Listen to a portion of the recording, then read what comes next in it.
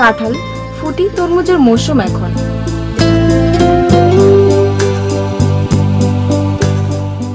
দূর দূরান্ত থেকে এসব ফলমূল আসছে রাজধানী ঢাকায়।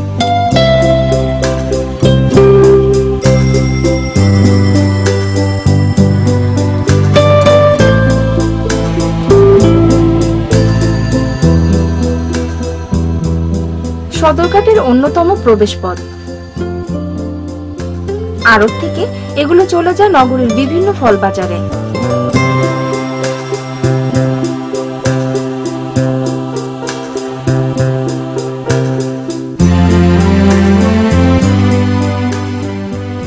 উচ্চবিত্ত, মধ্যবিত্তরা ইচ্ছে মতো কিনে খেতে পারে তাদের পয়সা আছে বলে। আর পয়সা নেই বলে এরা ফলের দোকানের সামনে দিয়ে ঘুরে বেড়ায় ফেলে দেয় দু একটি ফলের আশায়।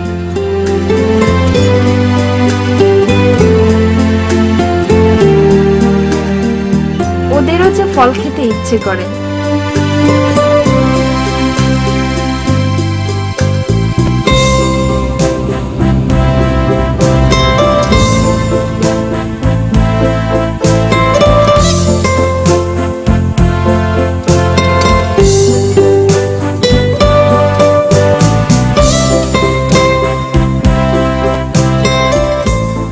বাবা মা থাকলেও সোনার দামে এসব ফলমূল তারা সন্তানদের খেতে দিতে পারে না।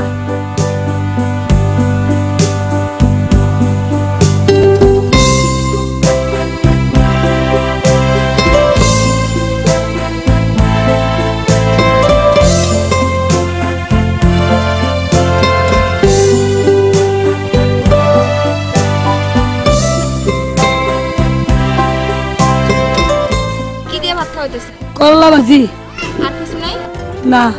কোথেকে আনছেন? করলা? টোয়া আনছি। আচ্ছা, আপনি যে যে খাওয়া না খেয়ে ভাত খাওয়াতেছেন, আশেপাশে যে মাছি ময়লা টয়লা করতেছে, ওর যদি কোনো সমস্যা হবে, কি হবে না এটা খেতে জানেন? সমস্যা হলে লোক হইব আর কি হইব। মাছ মাংস এতে রান্না করেন না? মাছ মাংস করতে আনবো না, করতে পয়সা লাগতো না। তাই সকাল সন্ধ্যা আড়তদার বা দোকানের চোখ রাঙানি গ্রাহ্য করে না ছিন্নমূল এসব শিশুরা।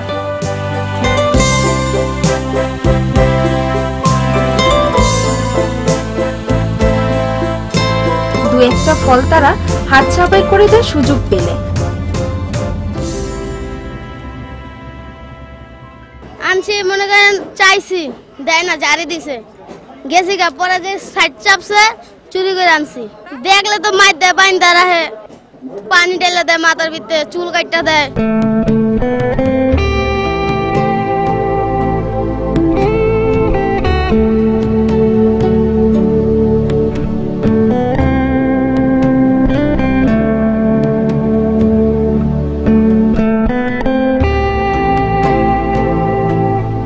সুযোগ না পেলে রাস্তায় ফেলে দেওয়া পচা আধা পচা ফলই তারা কুড়িয়ে খায়। বেঁচে গেলে অবশিষ্ট ঘরে নিয়ে যায় ভাই বোনদের জন্য।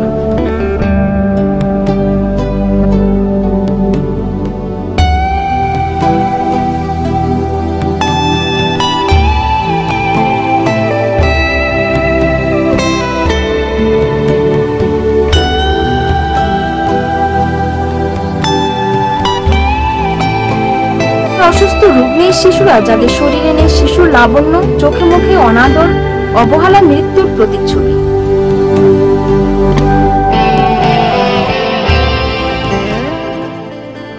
নোংরার ময়লার সাথে ওদের ভালো সম্পর্ক।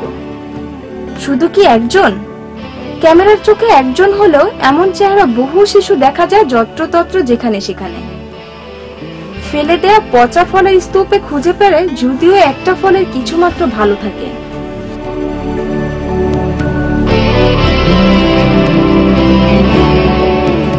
হায় রে কপাল, এগুলো যে এর আগে কয়েকবার তল্লাশি হয়ে গেছে, তা কি ওরা জানে না?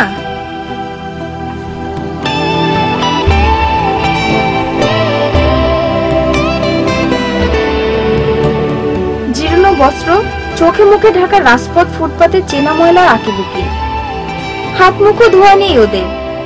এতক্ষণ ধরে পুরনো ঢাকার অলিগলি চষে বেরিয়েছে ওরা, কাগজ কিংবা রকমারি ভাঙারির খোঁজে। দূষিত বুড়িগঙ্গার তীরে এরকম ভাতের হোটেলে এসে, খালা ভাত দাও, ব্যাস 10-15 টাকায় দুপুরের এক পেট খাবার হয়ে গেল, আলু ভর্তা ডাল দিয়ে।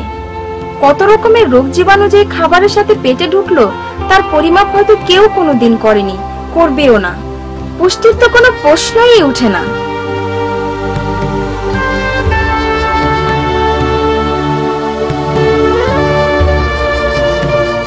দর্শক, রাস্তার ময়লা নোংরামে ভরা ভ্রাম্যমাণ এসব লোভনীয় তেহারি খেয়ে শিশুদের স্বাস্থ্য ভালো হবে কিভাবে? এটা বিবেচনার ভার আপনাদের উপরই রইল।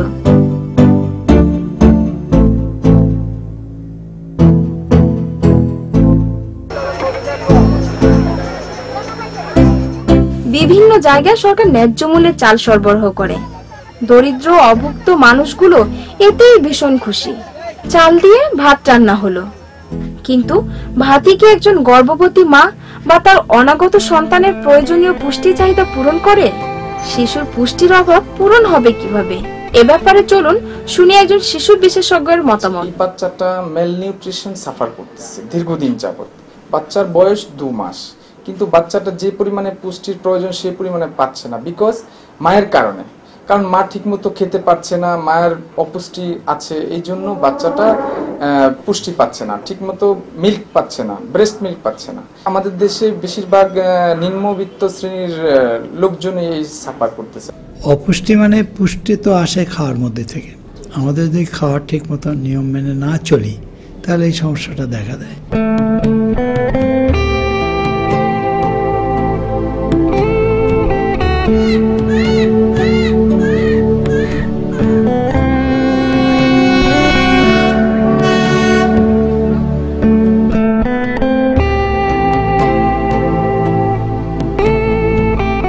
দর্শক, আপনাদের এবার নিয়ে এলাম একটি বস্তিতে।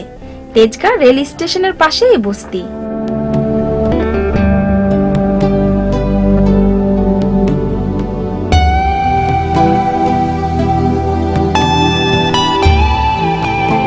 এখানে একটি বাজারও আছে। বাজারে একটি বিশেষত্ব হলো এখানে রয়েছে অনেক আধা পচা সবজির পসরা।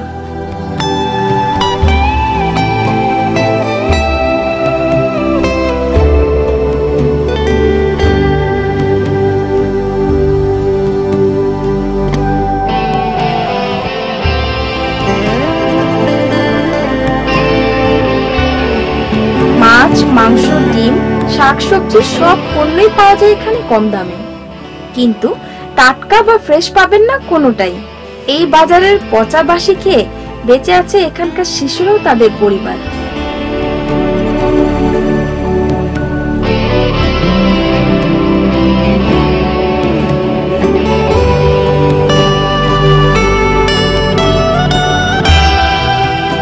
বন্ধুরা, দিবস আসে দিবস যায়, অনাড়ম্বরে পালিত হয় 100 রকম দিবস। বিবাহ উপলক্ষ ছাড়িয়ে যায় লক্ষ্য, পরিবর্তন হয় না গরিবের ভাগ্য।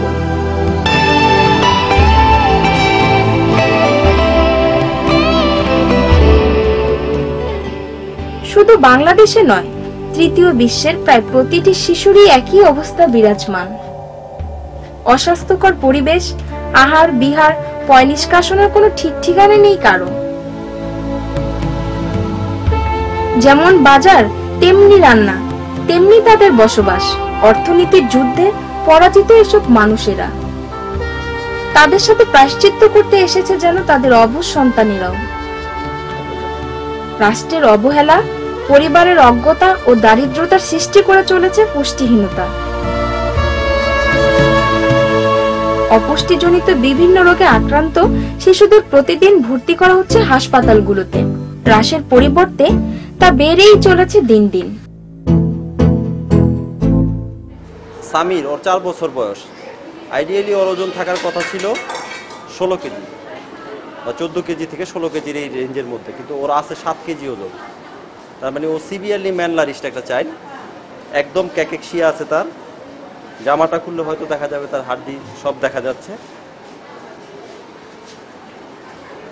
প্যান্টটা খুলে দেন। এটা হলো সায়েন্স অফ সিভিয়ার ম্যালনিউট্রিশন। এই যেখানে বাটকের চামড়াগুলি ভাঁজ পড়ে গেছে। এর ম্যালনিউট্রিশনের অনেকগুলি কারণ আছে। এই বাচ্চাটা একটা মা মারা গেছে, অরফান। ওর ফুপু আর টেক কেয়ার করে। সোশ্যোইকোনমিক কন্ডিশন হচ্ছে পুয়ার।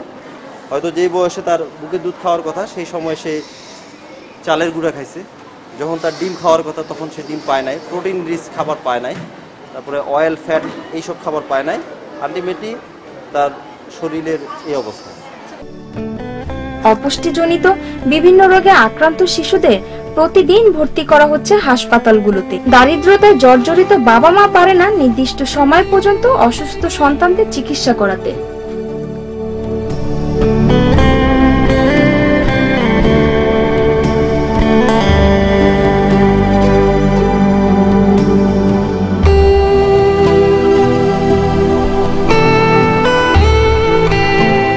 কাউরান বাজার সহ দেশের বাজার প্রধান এলাকায় এরকম দৃশ্য দেখে আশ্চর্য হওয়ার কিছু নেই। আমাদের দেশের শিশুদের অবস্থাই এরকম।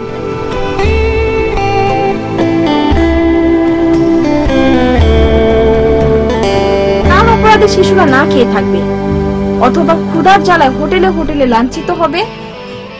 কে বলবে সে কথা? তবুও রক্ষা যে এতে ওরা কিছুই মনে করে না। ওরা যদি পারত বিশ্ববিদ্যালয় শিক্ষার্থীদের মতো আন্দোলন করতে, পল্টনে জনসভা করে সরকারের ভিত নড়িয়ে দিতে, অথবা মোড়ে মোড়ে গাড়ি ভাঙচুর করতে, তাহলে হয়তো এভাবে হাত পাততে হতো না। এই কি শিশুর অধিকার? তারা যে পুষ্টিকর খাবারের যে একটা অধিকার সেটা থেকে যে বঞ্চিত হচ্ছে এটা তো বলাই বাহুল্য। এটা যদি বাস্তবতা হয়ে থাকে সেখানে আমাদের করবার কি আছে? দেখুন, আমি সরকারি পর্যায়ে কি করা হবে বা না হবে সেটা সরকার ভালো বলবেন, তবে জাতীয় মানবাধিকার কমিশনের তরফ থেকে আমি সুস্পষ্টভাবে আমি দুটো সুপারিশ আপনার মাধ্যমে আমি সরকার এবং দেশবাসীর কাছে রাখতে চাই। যে জাতীয় মানবাধিকার কমিশন থেকে আমরা একটি ফুড সিকিউরিটি বিল বা খাদ্য নিরাপত্তা আইন নামে একটি আইন আমরা সরকারের কাছে আমরা প্রস্তাব করব, যে প্রস্তাবে থাকবে সারাটি বছর ধরে আমরা দারিদ্র সীমা একটা চিহ্নিত করে সেই সকল পরিবারের প্রত্যেকটি সদস্য পুষ্টিকর খাদ্য পরিমাণে যেন পেতে পারেন খুবই স্বল্প মূল্যে, এবং সেটি সরবরাহ করার দায়িত্ব হবে রাষ্ট্রের। আর একটা সুনির্দিষ্ট প্রস্তাব রাখতে চাই, সেটি হচ্ছে যে প্রত্যেকটি শিক্ষা প্রতিষ্ঠানে, সেটি সরকারি হোক বেসরকারি হোক, সেখানে হট মিলস এর ব্যবস্থা করতে হবে। বন্ধুরা, বিত্তবান শিশুদের খাবারের অভাব নেই। কোনো বিত্তবান পরিবারের শিশুরা বেশি থাকায় খায় না, কারো খাওয়ার কোনো সীমাবদ্ধতাই নেই।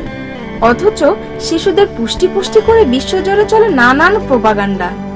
বন্ধুরা, অর্থের কাছে মানুষ দারুণ অসহায়। দরিদ্র মা তার প্রিয় সন্তানকে একটি ফল কিনে দিতে না পারার যন্ত্রণায় কাতর এই জীবন্তিকায়। আপেল কিনে দাও না, আপেল কিনে দাও, দাও না মা একটা আপেল কিনা। আপেল খাওয়ার 40 টাকা লেগে কেজি চাল কিনতে দিই না, খাই আপেল খাইব চাল।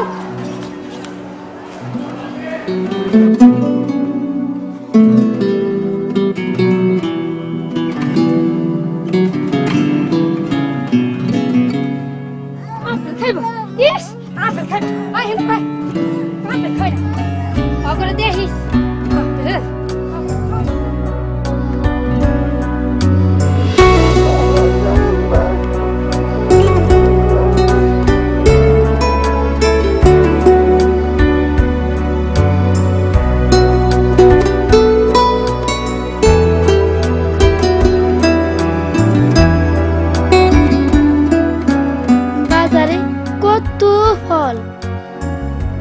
একটা ফল আমি হাতে দিবার পারি না। হায় রে আল্লাহ, গরিব হন কি পাপের? আমরা তো গরিব কেন?